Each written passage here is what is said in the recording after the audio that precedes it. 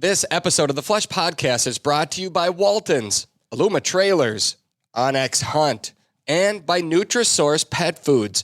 My guest today is Dr. Jay Brekke. Jay is a lifelong upland bird hunter and owner of 2 veterinary clinics in Colorado. Jay specializes in sporting dog care to help bird hunters just like us.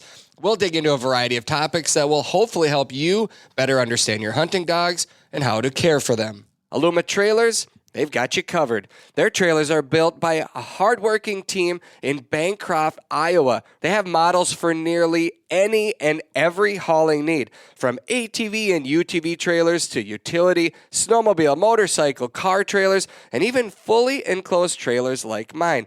Trust me when I say Illuma Trailers tow gear like a dream, and they are 100% maintenance free. Plus, they come with an industry best 5-year warranty. Visit IllumaKLN.com to find a trailer that fits your needs. For everything that gets you outdoors, Illuma Trailers will help you get there.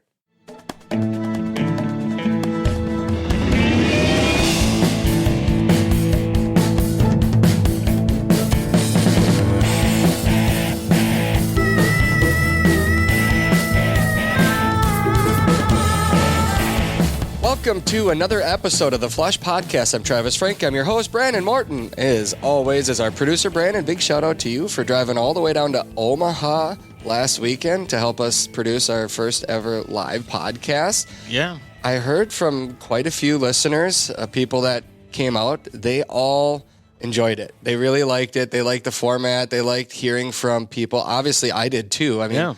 I think it's just cool. One thing is always, in the back of your mind when you do something like this, is it something that people will be interested in? Right. Do they want to come? Do they want to hang out with us and talk about some of these stories and share them? And I did notice that some people were a little shy. Yeah. And there were a lot of people there that did not come up. And I pried a little bit, and then I pried a few of them off their chair, and they came up. So I just enjoyed the stories and the fact that people were from just really all over the country. Well, that's what surprised me a lot. Like when, like you said, when you have a live event, you never know what's going to happen. Like when people say, oh, we'll show up, but you never know until the live event actually happens. Yeah. And then when I got there to set up, about an hour earlier, so the place was kind of full, and I was like, all right, well, we'll see what happens. Maybe they'll start dispersing by the show time or something like that. Yeah. And most of the people were there to actually see this show. They were there early, prompt and ready. And I don't know, we pretty much filled the place, which was so much fun. It's humbling, man. It really is. It's pretty cool. Yeah.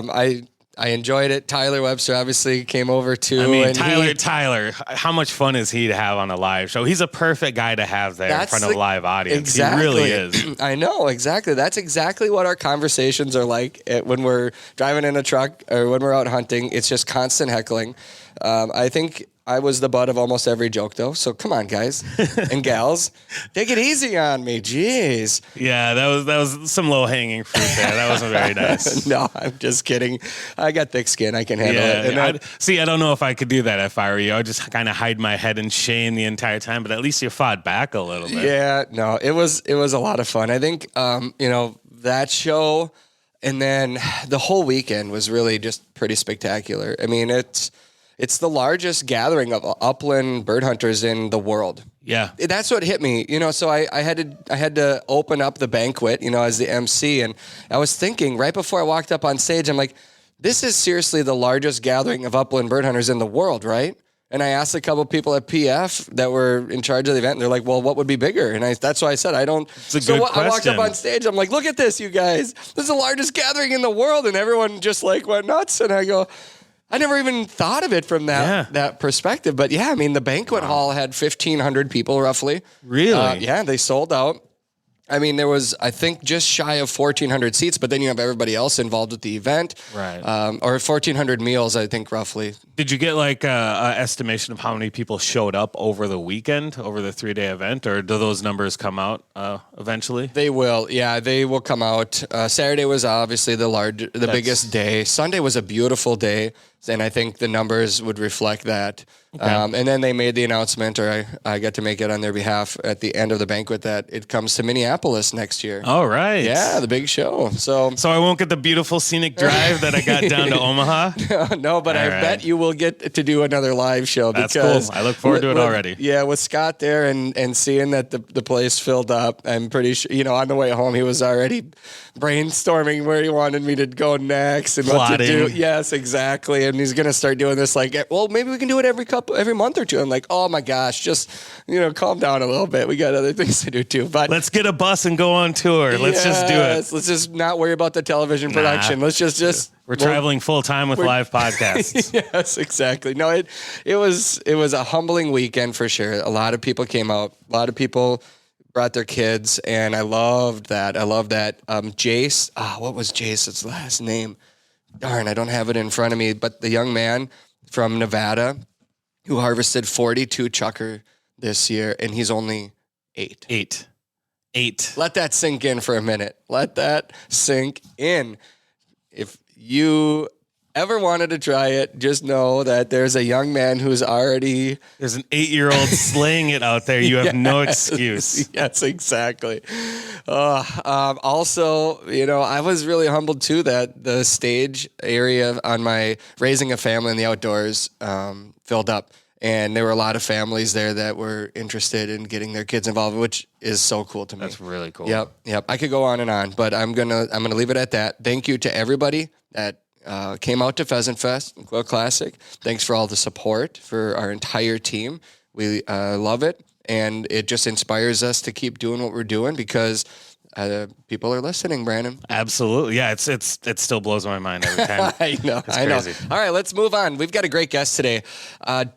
Dr. Jay Brekke is my guest. And Jay, you reached out to us, a couple months ago, and we talked a couple weeks ago. There's just so many similarities in our lives, although you are just absolutely full of knowledge. Let's take it back a little bit. You live in Colorado, but you grew up hunting in South Dakota. Is that right? Actually, Northwest Kansas. Okay. Gotcha. So, I grew up in kind of South Central Colorado. Went to vet school, Colorado State University up in Northern Colorado, but my family, we've always had ties out in Northwest Kansas. Gotcha. And you have 2 clinics that are open right now, or are you up to 3? Just 2. Just opened up our second one about 3 weeks ago. And then my first one, I started up about 7 years ago, and we're just in the South Denver area. Okay. So what made you want to get into this line of work?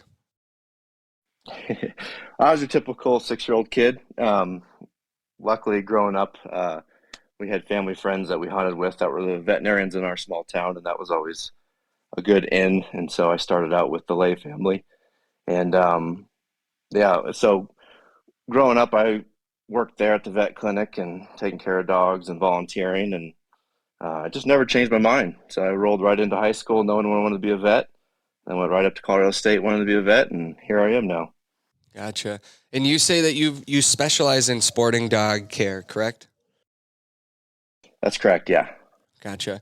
So you're obviously an upland bird hunter just like all of our listeners?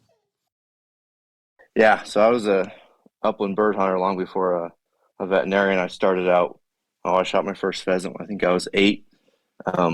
Prior to that, before I could even hold a gun, I was running around the field with my dad and brother, and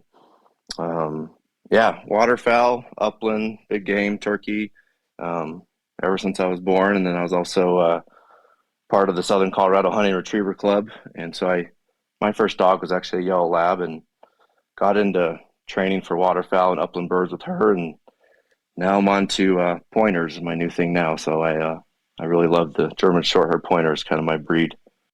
Yeah, they're a beautiful dog. There's a lot of breeds out there. I assume you take care of all of them? I do, yeah. So recently, I got into some of the police dogs and some of the working dogs. Some of the one of my clients has become a good friend of mine. He's actually going to be doing some demonstrations with me at our Sportsman's Expo in a couple of weeks. But he does e-collar training and bite work on some of these Belgian Malinois and German Shepherds. And so I found that those dogs all kind of get similar injuries to our hunting dogs. And so it's been kind of interesting to work with those dogs. And, our Division of Wildlife here in Colorado and our local county sheriff department, they all have their canine units and are in need of vet care as well. So I've kind of expanded my line of work from hunting dogs into pointers, retrievers, into now a lot of these German Shepherd and these bite dogs. So it's pretty neat. Very cool. Well, there are just almost too many directions that we could go with this conversation today. I think what we're going to probably do potentially, if it works for you, I know you've got a busy schedule. You're running 2 clinics and you're also trying to get out in the field like I am. But maybe we'll see how far we get today. And then throughout the year, we'll just continue to have you on to just really try to help people understand their dogs, how to take care of them, things to look for. Does that sound good to you? Yeah, that sounds wonderful. Okay. So let's start right here. The timing is pretty good because yesterday afternoon, I got an email from a listener and he just wanted to give me a heads up in case I could share it. And I said, wow, your timing is perfect because I've got a vet on the show tomorrow. So can I read this email to you and then we'll dig into it? Okay. His name is Dan Osborne from Spokane, Washington. Let's see. I wanted to pass this along as this was never a risk I thought about as a bird dog owner and that no one I've spoken with was aware of. A few days ago, I got back from the pet emergency clinic. Our dog had been there overnight. We had run her the day prior on some state forest land. A few hours later, she had been unable to stand, very erratic, her head moving side to side, dilated pupils. Do you know what, before I continue reading, can you predict what the diagnosis was? I'm totally putting you on the spot here. I'll keep reading. I won't do that to you. It wouldn't happen to be a frog or a toad ingestion, would it? No, the diagnosis was THC poisoning. Our conclusion is that she must have ate a discarded joint. Heart rate got low enough she had to stay overnight on an IV. The vet indicated that multiple dogs a week are coming in with this, particularly hard-running off-leash dogs like ours. So then I said, do you have any more information? So he followed it up. Well, first he said, the dog is now doing great. It took a few days, but she's back to normal. The vet at the clinic told us they're seeing multiple cases of this a week. We live in Spokane, Washington at the moment, city of about 500,000 people, which isn't exactly large, but not small either. Though most of the cases they see are of dogs living in a house with drug use, a surprising number are dogs that just sniffed or smelled or ate something in a park or forest. The vet had said this happened to his own dog. The amount of THC it takes for a dog to have serious adverse reaction is quite low, and drug tests are poor with dog sensitivity, so it can be hard to diagnose, except for the telltale symptoms.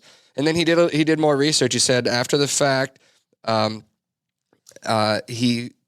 last number of years, there has been a 400% increase in these sort of cases.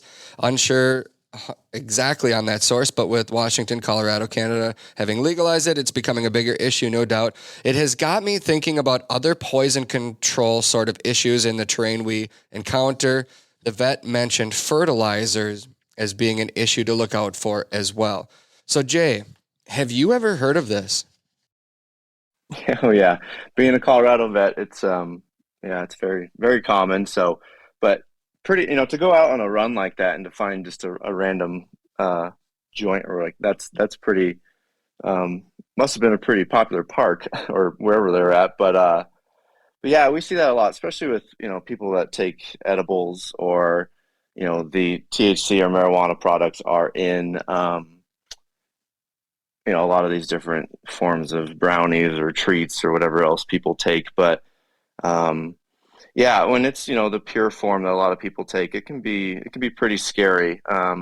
Luckily, after we hospitalize and take care of a lot of these animals, they seem to do fine. And then, even a few years ago, Colorado State University had our CBD or hemp studies going on. So obviously this is a much different, compound compared to actual THC, but they were treating seizures and arthritis with it. And so So there's recreational and then obviously medical use in people. Now, dogs, Colorado State University a few years ago was doing a study to treat dogs with seizures and epilepsy and then arthritis with CBD products, and they kind of had some mixed results. But overall, I think that nowadays we see that the Colorado CBD market has really taken off. But I will say that it's a monthly thing that we see marijuana intoxication at our clinics. Um, but usually we know that they got into it. Owners are they're very straightforward and upfront with it.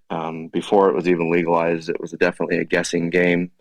But nowadays they can come in and just tell you what happened, and so we kind of know exactly what to do, what to treat. But if you're out and about, not expecting that, and you can see that in a dog, that is pretty scary because I mean a lot of things can present like that. So no, that's an interesting story for sure. Huh. So if somebody has that or a different reaction to a poison, what are the first signs and what should people do? Yeah, so the first thing you notice is they just kind of lose a lot of coordination. They just seem very, very lethargic, and yeah, their pupils do get dilated, so they'll be looking at you like you're a ghost. It's kind of funny. And then the ones I've seen, they always have incontinence, like urinary incontinence, like they just are peeing themselves and they're dribbling pee. They just cannot control it. That's something I see and I can notice right away. So that's kind of my telltale sign.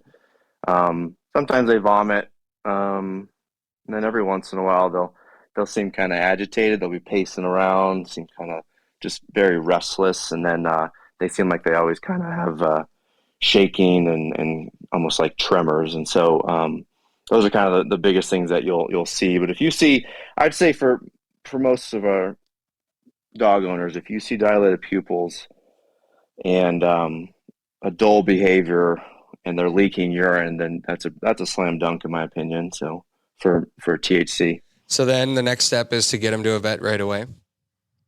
It is, yeah. Now some low doses can be self-limiting where dogs can just process it, get it through themselves, everything's fine, but I don't recommend taking that chance, especially if you don't know if there was, chocolate involved, xylitol, which is the sweetener that can cause dogs to be severely hypoglycemic, where their blood sugar completely drops, which then can lead to seizures as well. And so you have to remember a lot of these marijuana products, yeah, it has THC, but it also could be correlated with, a toxic dose of chocolate or sweetener, and that's actually more of a complication than the THC itself. And so, yeah, get to the vet regardless so that they can run some in-house labs and just basically just monitor it and treat whatever, if the heart rate is low, we can treat that. They can, kind of dilute the animal with IV fluids and hook them up to some different monitoring to watch the heart, and just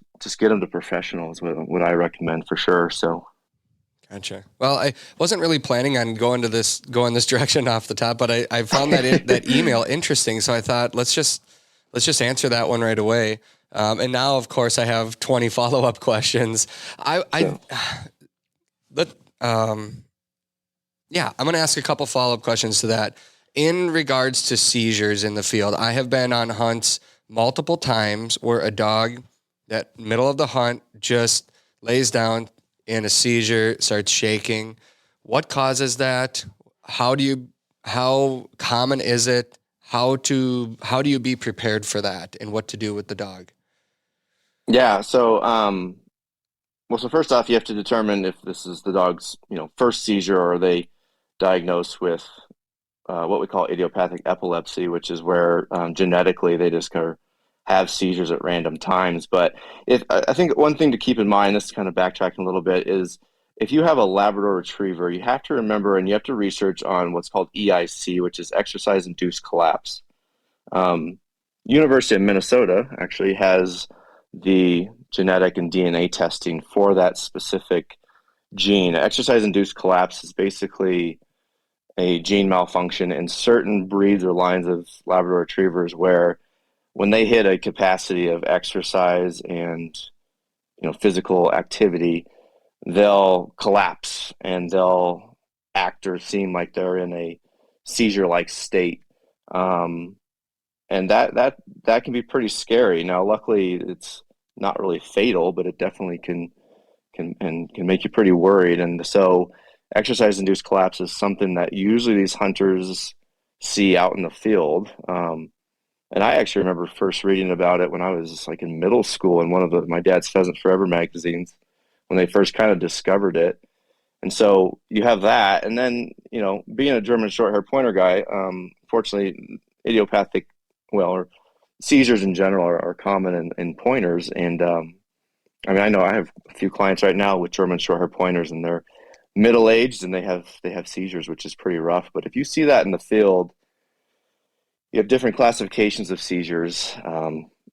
You have clusters, you have grand mal, and so regardless, most of these are going to be self-limiting, where the dog can then kind of snap out of it after a few minutes. But one of the neurologists I work with, he says if your dog has seizures that last more than 5 minutes, or if there's more than 2 in 1 month, you need to get, we have to do some diagnostics and workup. But if you're out in the field and you see that, for the most part, you're going to see it. It's going to seem like 10 minutes to you, but it really probably is only 30 seconds to a minute.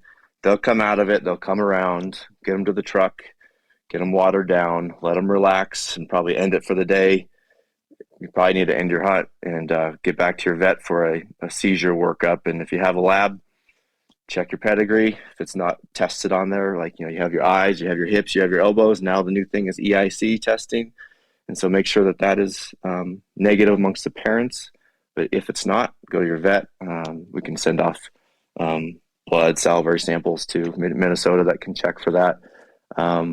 But yeah, the biggest thing is to kind of end your day and get to a vet. Now, if it's a seizure that doesn't stop, then that's where they're biting down and they're salivating, they're laying on their side, they're defecating, urinating, they're completely out of it. And if you're into 5-10 minutes of that not stopping, then you better get to a vet as fast as you can so they can give IV medications to snap them out of it. So, speaking of that, one thing that kind of helps is, they'll be biting down and they'll chew on their tongue and everything, is always keep about a 8-inch piece of garden hose in your truck. And so if they're having a seizure, you can put that in their mouth so they're biting down on that rather than their tongue or their teeth or your hand.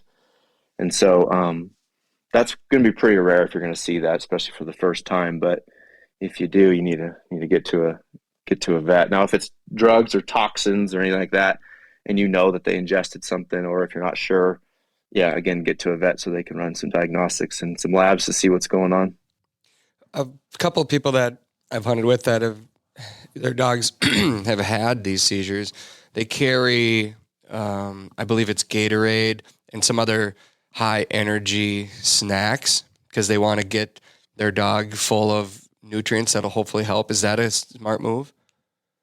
It is if the cause of the seizures is low blood sugar. I think that's kind of what they're targeting, or just electrolyte abnormalities. But I mean, all that, I feel like a lot of that stuff helps, because if you look at, potassium, chloride, sodium, those are all electrolytes that can affect a lot of the neurologic system. And so, I think regardless, I'm a big fan of Gatorade for a lot of dogs, especially if you kind of dilute it or mix it. I think it's beneficial. I've never seen any reactions.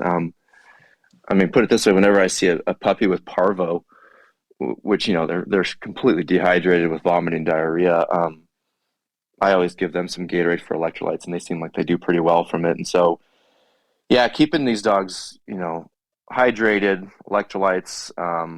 There's a lot of different supplement companies out there too that have electrolyte, kind of these, almost like these athlete packs that have different types of sugars or dog proteins that come in a little liquid pouch or whatever. Those are all beneficial. So I don't know how much research has really been proven on all that, but it won't hurt anything. So why not? And when you give them that, I feel like, with food too, people think, I'll give them some food and the energy's right now, but it takes quite a while to process that food in their body, doesn't it? To actually get the energy that you're trying to give them. I mean, what is an average, or how long does it take for them to digest the food and actually have it go into their system to where it becomes usable energy for them? Oh, wow. It can be up to, I mean, there's some stuff that gets absorbed in the stomach right away, obviously like water, certain electrolytes. But in general, I mean, I think that a lot of times they say that it's up to 8 to 12 hours for a lot of these dogs to really kind of eat and digest kind of what they have. I mean, for example, yesterday I saw a dog that it had its breakfast at 7, and then it ate a sock and came in at around 1 or 2. Took X-rays. I could see the sock in the stomach. I induced vomiting, and that dog threw up a bright pink sock, and its entire breakfast still in kibble form 6, 7 hours later. And so I think a lot of times these dogs are 8, 12 hours plus with digestion. And I've heard other vets say different studies and different things, and how long it really takes. But from what I found, it's actually pretty slow compared to people. Yeah. So when people say, well, it's important to give your dog a little bit of breakfast before a big day of hunting because they want that energy, but then you get the other crowd of people that say, I'm not going to feed my dog before a hunt because I don't want twisted stomach to become an issue. What would you recommend for people on that? Does it vary by breed and how active they are and how much they run? Yeah, it does. So yeah, great question. So I believe every dog needs a little bit of nutrients in the morning. Now you're going to get some of those dogs that they wake up in the morning and they don't even care about food. They're ready to go hunting. Especially some of the male dogs, they just are ready to go. But I do think that some, like, I always feed my dog half her food in the morning. And she's a German short hair, and so I it's a big debate on what to do, because here's what the misconception is with the stomach twisting. And now don't get me wrong, if you have a big deep chested dog, like you got a German short hair has a big barrel chest, or you got a big 100-pound lab that has a big barrel chest, there's a lot of room for that stomach to basically just kind of become a big pendulous bag full of food and water, and boom, it goes and twists. But the one of the misconceptions is that you have to remember that the stomach is attached to the spleen, and the spleen is a giant organ in these dogs. I mean, it's some of these big labs I think can be as big as a beaver tail, and that spleen contracts and relaxes all day long with stress, excitement, and because it's attached to the stomach, if the spleen goes, then the stomach goes. And so, what's interesting is that we'll see dogs that have what we call GDV, which is the stomach twist, that have no association with food at all. And I remember specifically in vet school on some of these surgery rotations or departments where we would talk about that. And the surgeons were real adamant about getting away from the whole idea of the food concept. That it's contributes, but you have to remember too that if the dog has a deep chest and if they're stressful or they're excited, that if that spleen goes, the whole stomach goes. And so it's now to go off of that, I feel that, yeah, you don't want to feed your dog, a giant meal that has a big stomach, or a big deep chest, and you're going to go out hunting, and then afterwards it's going to be rolling around and doing all stuff, because I think that, it all contributes. But the chance for that spleen to go is pretty high. And here's a little example. 2 months ago, I had a police dog that we actually tacked his stomach down. And so when he was about a year old, we went in and we actually did what's called a prophylactic gastropexy, where we actually took his stomach, and actually you can make an incision in the stomach and suture it to basically a rib, and you create this big scar tissue so that stomach will never twist, hopefully. Because German Shepherds are real common for that. And believe it or not, just 2 months ago, that dog went into the ER clinic for bloat. And what they found when they went in there for surgery was the stomach was intact, didn't move, but that spleen completely did a 180 on itself and caused a big torsion. And so that's right there is kind of the point I'm making, where that dog they thought was a bloat, but it wasn't. The spleen was still going to do its thing. And so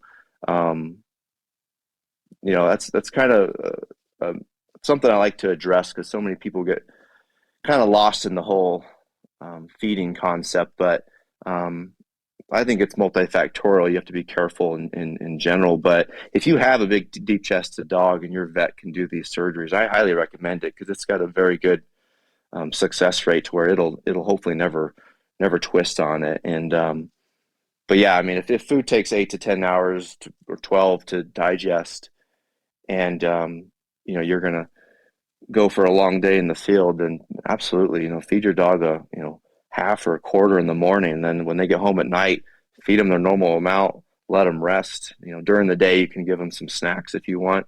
If at lunchtime you're going to be eating a sandwich and you want to give them some some dog treats or just a quarter of their food, feel free, because I think that they need that energy to keep going and keep hunting. If you were going to give a dog a treat during the middle of the day, what would be the best treat that you could give them, most beneficial? Yeah, personally, I like to just give them their normal dog food. I always just keep it in the dog trailer, and I like to give that to them because if they're used to getting milk bones or some other treats that you can buy, something that's really not too rich because you're just going to get diarrhea, you can give that at lunch to them. But if you don't if you have a buddy that says, "Oh, here, give this dog my dog takes these every day," let's say if your dog likes it and your dog's never seen that before, then you're going to be in for a hurting of probably vomiting and diarrhea, especially with miles and miles of hunting. So I would just keep it clean, keep it consistent, and just give them their own food to keep it safe. So unless you have a dog that can, has a stomach of steel and has no issues with that, then yeah, feel free to, give them some type of dog treat, milk bone at lunchtime. That's perfectly fine. So, Gotcha.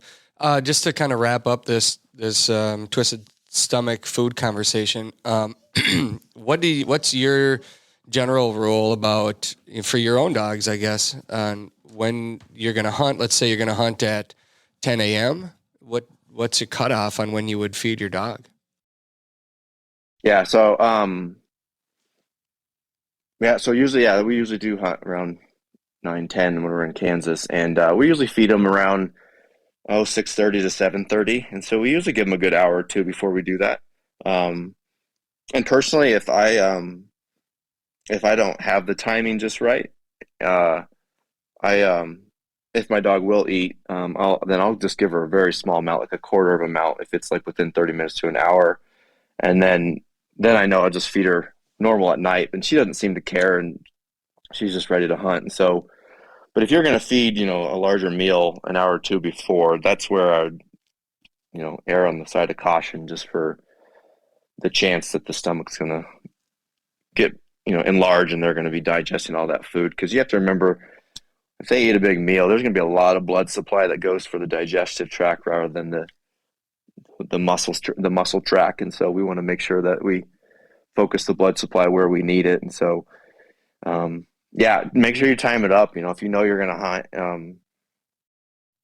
it's certain, like what you probably know better than me, but in North Dakota, you can't, you don't you hunt at like 10 or something, or certain places that you can't hunt until South Dakota's 10. South Dakota's 10 o'clock, and then North Dakota is sunrise. Montana, half hour before sunrise. Minnesota's 9 o'clock.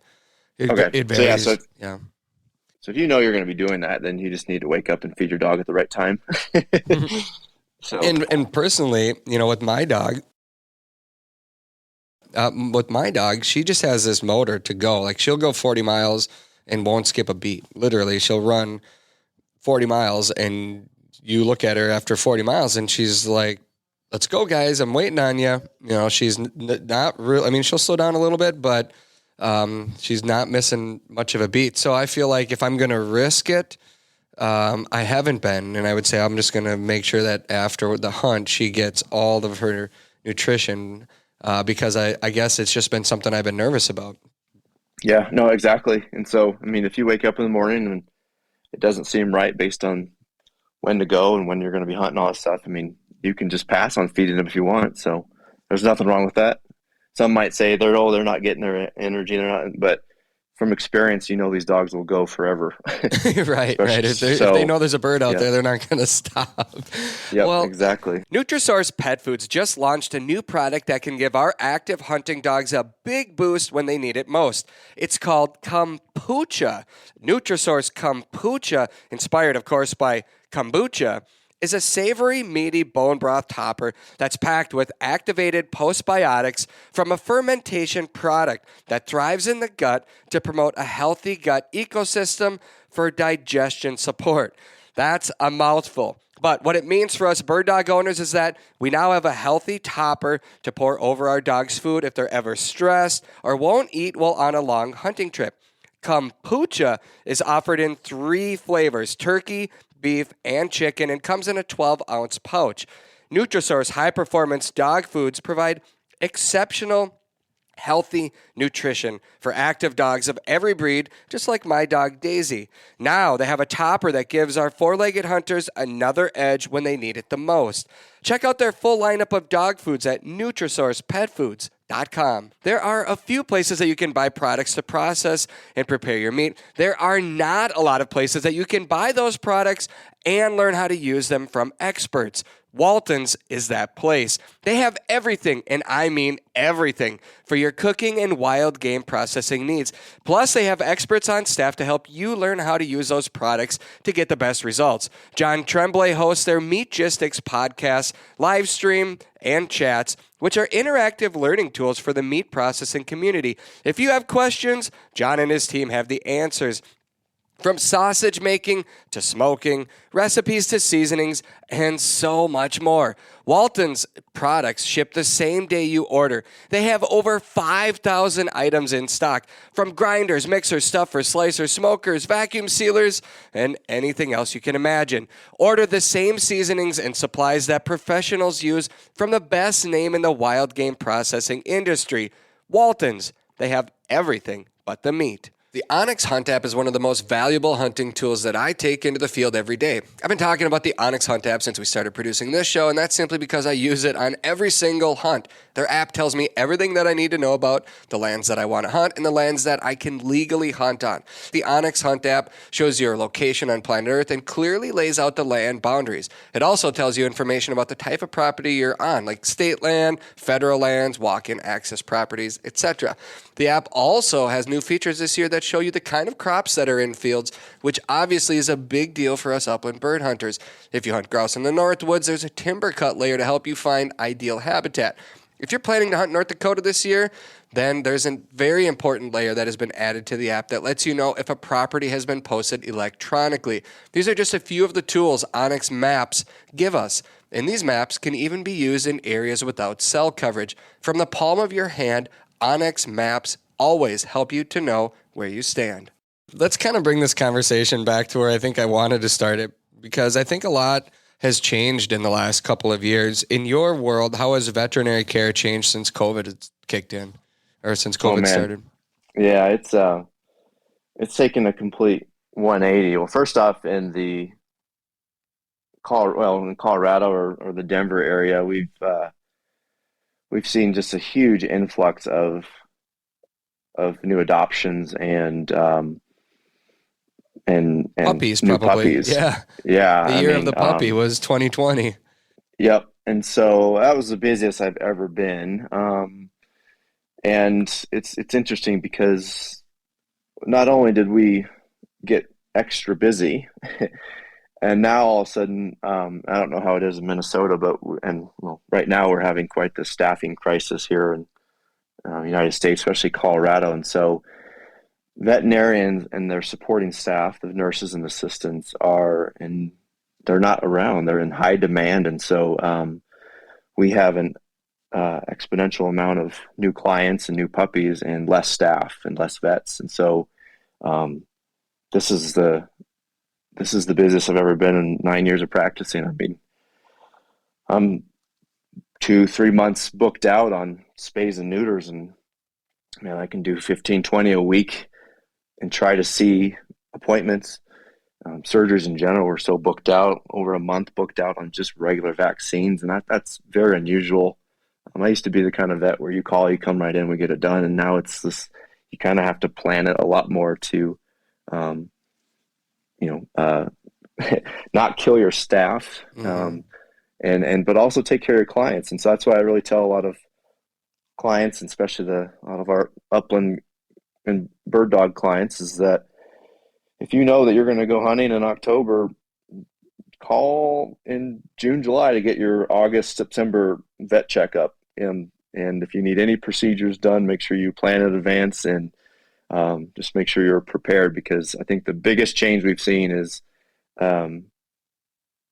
more clients, more dogs, less staff, and that's tough. I'm fortunate. I didn't do this on purpose, but we're not open on weekends, and every single one of our vets and staff members gets a 3-day weekend, depending on if it's a Friday, Saturday, Sunday, or Saturday, Sunday, Monday. And so I've luckily had a big influx of people coming to work for me because they get 3-day weekends. And I strictly just did that because that was my schedule. Well, you're hunting on Saturday and Sunday.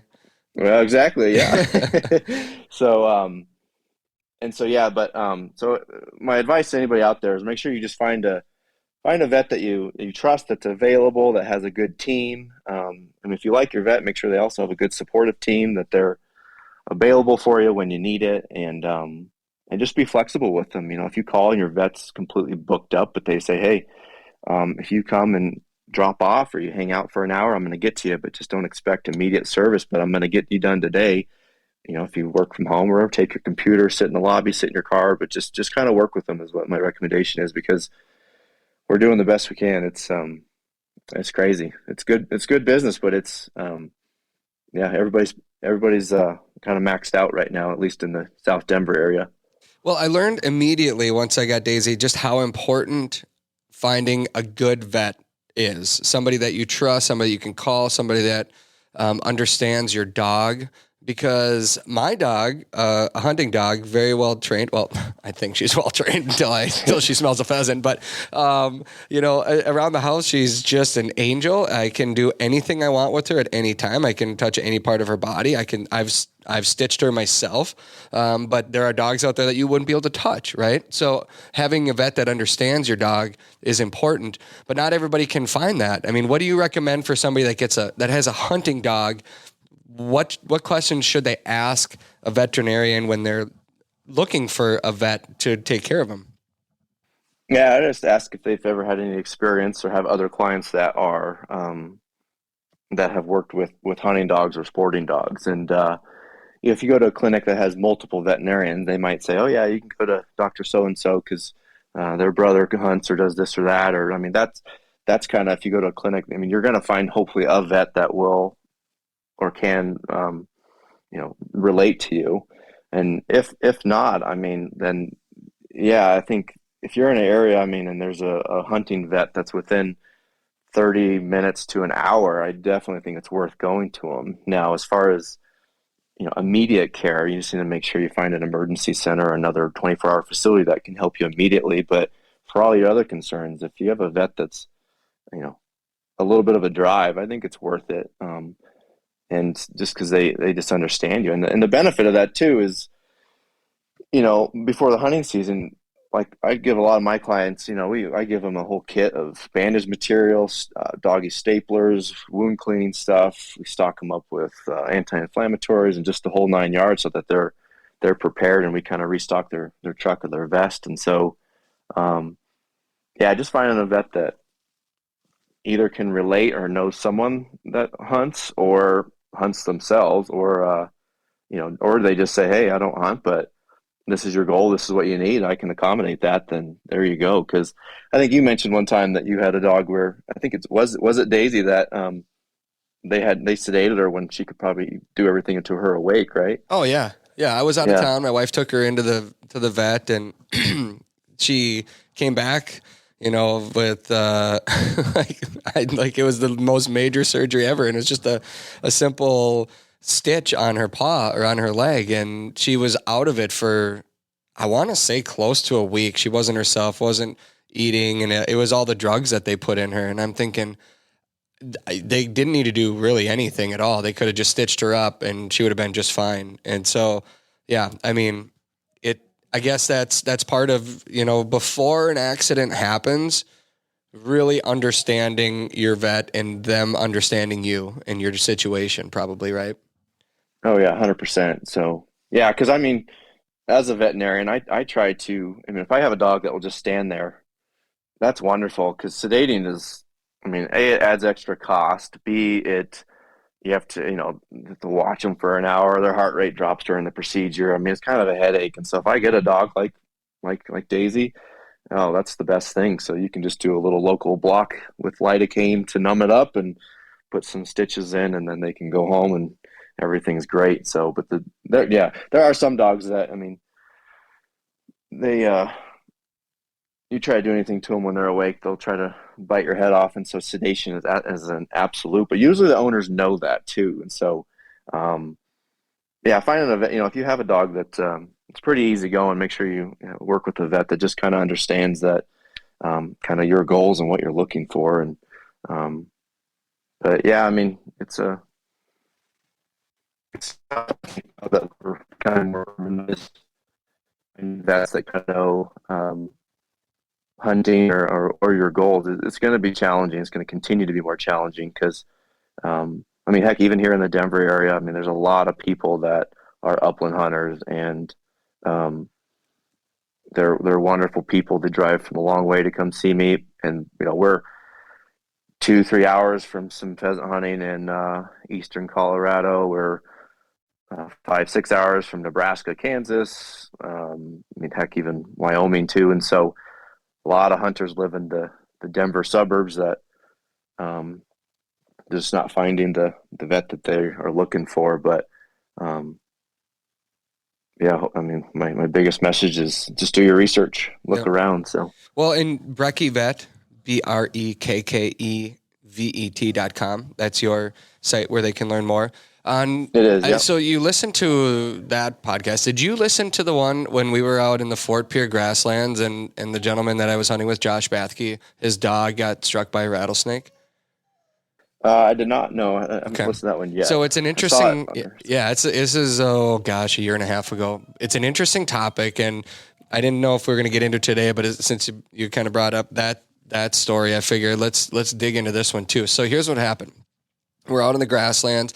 His dogs were vaccinated, but the dog got struck in the face by a rattlesnake, and he had Benadryl with, so he instantly gave the dog Benadryl, and then we went to the vet in Pierre, or he went to the vet, and this, of course, was when COVID first started, so he could not go in, drop the dog off. I don't know if she scolded him, but basically, like, really scared him because he gave the dog Benadryl, and she said not to do that. She pumped his dog's stomach to take that Benadryl out, and then proceeded to care for the dog. And I had an overwhelming amount of people reach out saying, I've been told my whole life, give the dog Benadryl in that situation. I carry Benadryl if I'm in snake country for that exact situation. And now a vet is saying not to do that. I guess I'm putting you on the spot here, but what's your take on that? Yeah. So, rattlesnake bites are I feel like the medicine's changed quite a bit. I mean, in the old days, there used to be a lot of discussion and kind of theories on even using like a steroid, like a dexamethasone or prednisone for inflammation. They've kind of gotten away from that. I personally am a fan of Benadryl just because, in rattlesnakes, just because I do think it helps with some of the anaphylactic reaction. But there are also some vets in some articles that they want to stay away from that. I don't really know the reason why, but I do say that if you go to the extent of pumping a dog's stomach is I think kind of unnecessary. But the biggest thing is if your vet carries the anti-venom, or you can get somewhere like that, or IV fluids, antibiotics is kind of the biggest thing. Now it's also bite dependent. If you get a dog that gets bit on the back leg compared to the nose, completely different outcomes. How so? just with airway. So if a dog gets bit on the nose and they get a lot of swelling, and they can't breathe, and then that's more of a lifelong emergency. Um, Compared to the back leg, where if it doesn't really hit a blood vessel and you just get more soft tissue, then those dogs usually have a lot more time to kind of until they can get to a vet. Because I mean, it's just crazy. Because I mean, one of the guys that I hunt sharp-tailed grouse with, he's a he's actually a human MD, and we were sharp-tailed grouse hunting last year up in Wyoming, and I pull up and I have my truck, and I completely have like anti-venom in a freezer. I have a drip system, fluid pumps. I mean, I have everything on my truck, and I can plug in any type of. I mean, I was ready. I had a mobile vet clinic because I just have seen too many rattlesnake bites, and he was telling me about the previous year he was sage grouse hunting in Wyoming, and he had a big German short-haired pointer that he saw get bit in the chest and the sternum. And he said he just watched the dog and it did fine, and he never did anything. And then 2 weeks later, he finally went to the vet. Whoa. And so the moral of that story is that when the dog gets bit, they're going to tell you they're going to tell you what kind of reaction they're going to have within the first 15, 30 minutes. And so for his dog, didn't have much of a reaction. He finally went in a couple weeks later because the swelling didn't go away and it was probably infected. Dog's doing fine. But if they're going to get smacked by a rattlesnake, you'll know right away how urgent it is and what to do. And so if your dog can take Benadryl, great. If you can ice the wound, icing helps tremendously. And these things are really, really painful. But I always tell everyone to get to a vet right away, because who knows what else it does to the body as far as, the heart, blood pressure. I mean, you name it. And so, rattlesnakes they're unpredictable. So every dog has their own unique reaction to them. And I can tell you right now, when dogs come into me, I see rattlesnakes every summer, rattlesnake bites. And immediately we put them on a pretty heavy pain medications, IV fluids, IV antibiotics. We ice everything. We give them 2 doses of antivenom. Sometimes I will give them some IV Benadryl, and they pull through just fine. It's rewarding. So, and then you have the rattlesnake vaccine out there. Do you guys have that? Have you heard of the rattlesnake vaccine at all? Yes, I have. But being in Minnesota, we don't have any vets around here that would carry it. So it's one of those things where I got to know somebody that knows somebody to get it if I'm going to go west. And it's not one of those easy things to get. Yeah, no. And it's interesting because, the rattlesnake vaccine is made off the Western diamondback. And of course, here in Denver, Eastern Colorado, Kansas, we have the prairie rattlesnake. And so it's completely different snakes, but we do think there's a crossover from the vaccine to other types of pit vipers, basically. But the vets that I know out in Kansas, they don't even do the vaccine. They think it's worthless. I got a good buddy that's a vet down in Flagstaff, Arizona. He thinks it's worthless, but I'll tell you, I've seen the vaccine. I think it buys dogs a lot of time. I think it's a vaccine that every hunting dog should have, because I think it does have some side effects. I would say 1 out of 20 dogs, after you give the vaccine, they'll get like a little abscess wherever you give it. I give it in the right shoulder. And so if you are going to do it, just be prepared for that. Believe it or not, we treat that. What I do now is I have my owners give Benadryl 5 days before their vaccine appointment and 5 days after, and all those abscesses are gone now. And so learned that from another veterinarian. And so the rattlesnake vaccine is vet dependent on if they like it. Me personally, I think I've seen a lot of dogs where it bought them 2, 3, 4 extra hours to get to a veterinarian and get better care. And so I'm a believer in it. And then obviously the biggest thing is these rattlesnake avoidance training. That you just can't beat the rattlesnake guys that, are from New Mexico, South Texas, where they come up with these rattlesnakes and they either have them in these plexiglass cages or they devenomize them, and they basically will e-collar train your dog to be deathly afraid of the sound and the smell of rattlesnakes. You can't beat that. That's the best thing, but that's a tough service to find these days. I mean, right. I try to get some of these rattlesnakes to drive up here in Colorado to do these demonstrations, and they're deathly afraid of bringing snakes into the Colorado border based on our laws. And so it's just like, oh, geez, how are we going to do this? And so, if you can find anybody that does rattlesnake avoidance training, and if you're in a hot spot like California, Arizona, Nevada, Colorado, New Mexico, I definitely think those classes are worth it because you get a rookie dog that doesn't know what a rattlesnake is, and they're out hunting. They're going to go nose first into it, and you're in Yep. for a hurt. Yep. So, The last question, because we're flying already on time, but what percentage of rattlesnake bites are lethal in your career? Have you seen, or would you guess?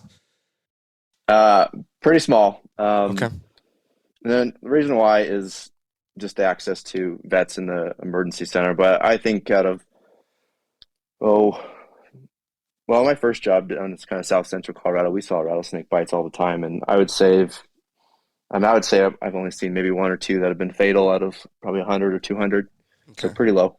You mentioned about sending your clients away with first aid kits and things that they can use out in the field. I was thinking, maybe we'd wait until later this summer to do a show just about in the field first aid for your dogs. But you made a very important comment before we started recording that, there's not really an off season for a lot of us. The dogs that are out training right now are just as likely to get injured as if we were in a real hunting scenario. So what would you say is the most important, or are the most important tools that you want to take into the field with you, that you carry with you and that you have in your truck? Yeah. So the biggest thing for like your pack or what you're going to carry with you on these hunts, I'm a big fan of skin staplers. You can get them from your veterinarian. You can get them online. That's kind of a good way when you get a real clean laceration from a barbed wire fence or whatever, you can staple those and tack them down, and then so that way you can get to your vet where they can assess and do probably a better job as far as cleaning it and making sure that everything comes together nice. But so skin staplers number one. Having Benadryl in your pack or in your truck is good. All different types of bandage materials is another thing. You want to be able to have soft bandage, what's called vet wrap, which is your kind of your typical that you can see at Cabela's, which is like the colored bandage that's really stretchy. You want to make sure you have a good Leatherman or pocket knife, pliers in case you run into porcupines. Um, so what you carry around, I think, is the biggest thing is a stapler and a lot of bandage material so you can get back to your truck. Once you're at your truck, that's where hopefully you can have some saline flush to clean wounds or clean eyes. There you can have maybe more medications such as anti-inflammatories or other meds that your vet gave you for any type of pain or injuries, and then just restocked larger amounts of bandage material or booties or whatever else that you can do to kind of put it on the animal until you can get to a vet. But it just depends, because I mean, if you're in Kansas or hunting some of these section long lands, mile by mile, I mean, you're so close to the truck that do you really need something in your day pack? Maybe. But if you're right in the middle of a field where you get a barbed wire fence cut and you can do a couple staples to get to the truck, put a bandage on, clean it up, then get to a vet, that's ideal. And so you don't need much. I think a lot of that is the stapler's big, and then a lot of different bandage material to get it wrapped to keep the animal from licking at it, chewing at it, and just get to a vet within a proper amount of time. When you mentioned the anti-inflammatory medication, does that expire? It does. And so, like, for example, we always know about Rimadyl. We hear about Rimadyl, which is carprofen. Rimadyl, it's flavored. And so I feel like those flavorings are what can go bad. Like they're a chew. And so that's why every year, like if you just go into your vet and say, hey, hunting season's coming up, can I get, a few tablets or, handful of tablets just to have for this year. And then if it's next year, you just toss it, go in for your pre-vet tune-up for the year and get another prescription. I think is kind of what I do with my clients. It works well. Gotcha. So I've stitched my dog. Do you recommend, if somebody's confident, if they've watched a vet do it, do you recommend somebody give it a try, or do you just say, well, it's probably best not to, just because there's some infections and things that could happen? Or do you say, yeah, it's good to be prepared. It's good to know how to do those types of things. And I recommend people should study up, because it could be a lifesaver. Yeah, I tell people to do it. From what I found, they're in places where it's, they're quite a ways from a vet or the vet that they want to go to. And so, yeah, especially with, staples or just some mild stitches, I think it at least can put the skin back in the general area until you can get to a vet. And I think then, I mean, I've seen some cases where people come in, I'm like, wow, you did a great job, I don't need to do anything. And other times where it's like, hey, this is okay, let me just kind of clean it up a little bit, I'm going to numb it up and just touch it up a little bit, we're going to start some antibiotics. But I think what you did was great. I do know there's some vets that completely disagree with that. I remember when I was at the Sportsman's Expo 3 years ago, owner came up to me and said, "Oh, I'm from Wyoming and I stapled my dog. I took it into the vet, and the vet just laid into him about don't do that, how wrong it is, how you can nick these, you can hit blood vessels and do all this kind of damage." And I don't believe that. I mean, these staples, they're nothing. I mean, you can staple your own arm and it just feels like a little mosquito bite. And so if you're worried about, lacerating or cutting a giant blood vessel on a dog's arm or leg, I mean, with a tiny little stapler like that, I find that hard to believe. But now if you go into it with like a roofing stapler where you're hammering it in, maybe you got to be a little more careful. But yeah, I agree with you. I feel like it's important to know this kind of stuff beforehand, and I never know enough, which is why I'm fascinated by all of the knowledge that you have, and why I think, we can have more conversations. I know we're kind of getting towards the end here today of this show, but we're coming up on tick season for tick season, I guess, is all year long for a lot of people. But in our minds, we think about it more because, guys go turkey hunting in the Midwest and they're sitting there, they got ticks crawling all over them. So now they think, wow, now it's tick season for my dog. But how do you prevent and how do you recognize if there's an issue that arises from ticks? Well, so first off, there's a lot of new tick medications that the dog will eat. And so when they eat these flea and tick preventatives, it goes systemically or through their body that will basically kill the ticks and try to prevent them to transfer Lyme disease or whatever type of tick-borne disease that they have, because ticks they carry a lot of bacterial diseases. That's the trouble, not the tick itself, it's what they carry. So it used to be Frontline and a lot of those other topical products you put on their shoulder blades and they're all greasy for a couple days, and there's some vets that still like that, but these oral ones I like because it's just a chewable. And then what I tell people too is, like, you can go to Tractor Supply or online and you can get these flea and tick repellent wipes. So basically when you go out in the field, you give your dog the oral medication that's usually good for 1 month. Some products are good up to 3 months. And so if a tick does bite them, it kills them instantly, within a couple hours. But also, 2-3 times a day, just wipe your dog down with these. It's literally like these like bleach wipes. Well, they're not bleach, but they come in a container like that where you pull them out and they're wet and you can just basically wipe your dog down. That keeps fleas and ticks off. I find that to work very well in conjunction with an oral medication, because if you don't do that and you just do the oral medication, your dog's running around, you're gonna see ticks on them. Mm-hmm. And they're the only way that's that they're gonna die or not take effect is if they do bite. And so if you use the wipes, the ticks hopefully won't even want to crawl around on your dog is the idea. And so yeah, I'm a big believer in the wipes or the sprays for topical use. No different than if you put mosquito spray on you. And so they make stuff for dogs, and then you do the oral medication, and then you're set.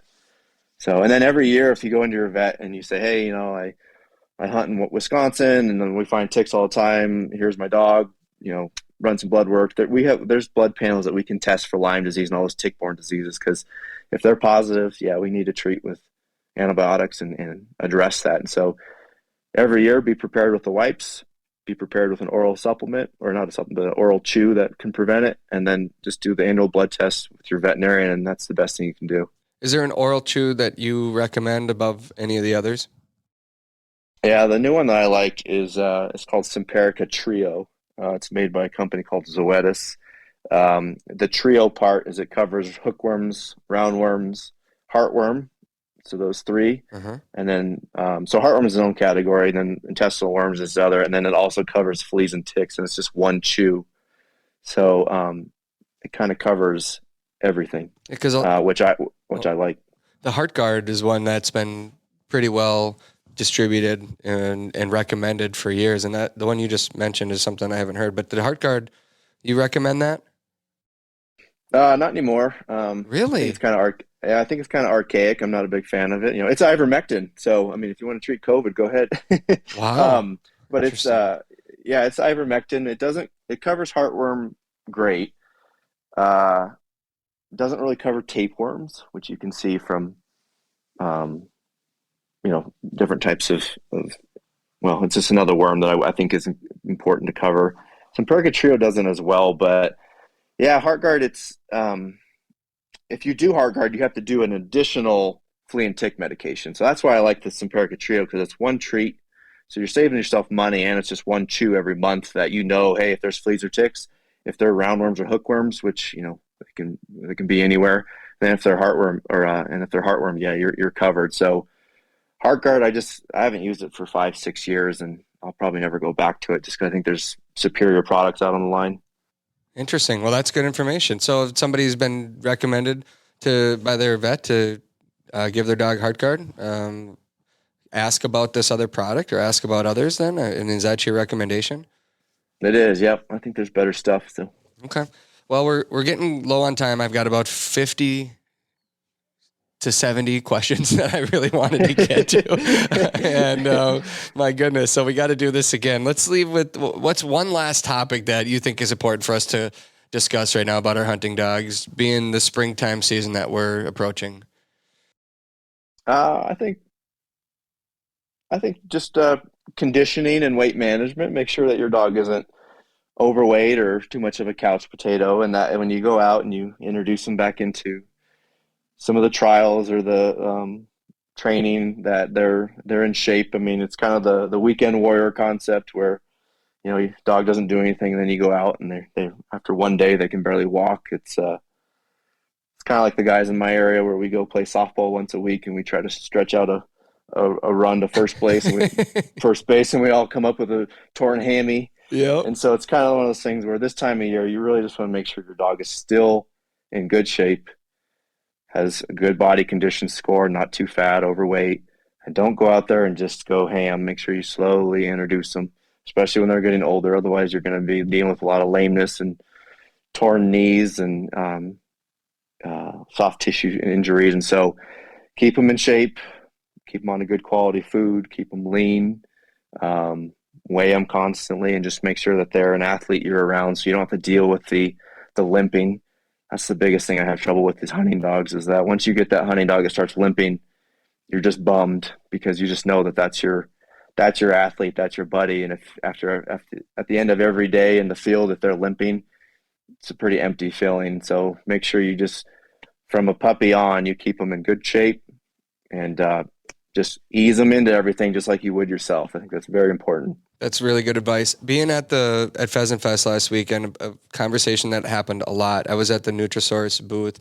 I feed my dog Daisy Nutrisource, and a lot of the questions were directed at what food would you recommend switching to now that it's not during the peak of hunting season?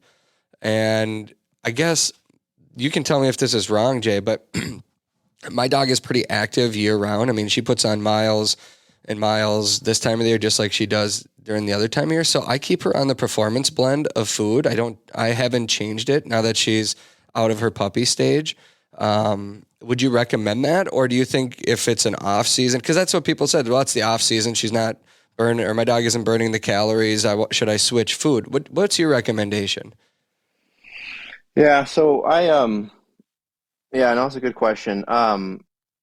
I go a lot by what the dog looks like. And I really, a lot of these hunting dogs, they're not too, um, they're not too hairy to where you actually can see their ribs or feel them better. But my kind of rule of thumb is you want to be able to feel the ribs but not see them, and then you want to see them kind of tucked up in the waist. And so people always say that, I'm going to do low fat food in the off season and high calorie food in the during the season, all that stuff. But you have to remember, what do they look like right now? Because if you have a dog that's overweight and it's the hunting season, like, they might benefit from a higher energy food because they're going to be ripping through calories. But in the off season, I really go by how they look. And if you're just fighting a dog where you're just like, man, I just can't feel the ribs and they just look chunky, and then yeah, I put them on a low fat food or low caloric food. Try to get them to that weight. And so I personally keep my dog the same year round, just because I find that any fluctuations all the time, it really throws off her GI system, and then we're dealing with loose stools and different things like that. And so, yeah, I just kind of I stick to a solid food. And then if you're gonna change anything, I just recommend changing the amounts rather than the food itself. And then, but on the different side of that, if you have a dog that is young and it's a big athlete and it just looks skinny all the time and it seems hungry all the time, A, make sure it doesn't have any worms, and B, yeah, that's a dog right there that needs a more high caloric, high energy food during the hunting season. But really just kind of go by what they look and how they're acting is my takeaway on that one. Good advice. Jay, I appreciate you taking the time today. I know you've got customers coming, so I'm going to let you get going here, but let's do this again. And I'm going to get into the other 50 questions that I wanted to ask you today. Hopefully listeners enjoyed hearing your perspective, your take. And if you did, send me questions, I guess, and I'll save them, because the next time I have Jay on, we'll dig into them, and hopefully we can help everybody be more prepared when they're training with their dog, when they're hunting with their dog, when they're just living life with their dog. Jay, right. Good luck with the rest of your shows and the start of another business or another clinic that you just opened there. And hopefully you get more great help that you can help people like me, because we need it. I need a lot of it. Well, my pleasure, Travis. Thanks for having me. Absolutely. Just a quick reminder that I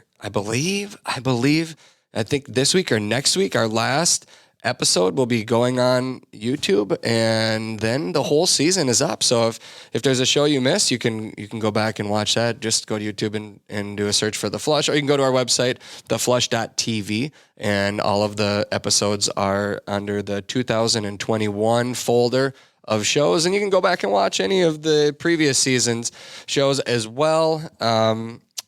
Once again, thank you for everyone that came out to Pheasant Fest. What a blast that was. I'm glad I have my voice. Brandon, I'm glad you made it home safely. And I look forward to, I guess, our next live show, buddy. I can't wait. Yeah. Next week, we are talking dog training university. Just a heads up, I pre-recorded this one when I was out training with my buddy George Lyle. And if you've listened to this show, you know that man has 30 years of dog training experience from some of the best dog trainers in America. And he's been kind enough to share quite a bit of his knowledge in that episode. And it's really geared towards that foundation with puppies, but that applies to every single dog out there. So hopefully you'll enjoy that episode, which will be coming out next week. Until then, I'm Travis Frank, reminding you to take the time to introduce someone new to the field. Thanks for listening.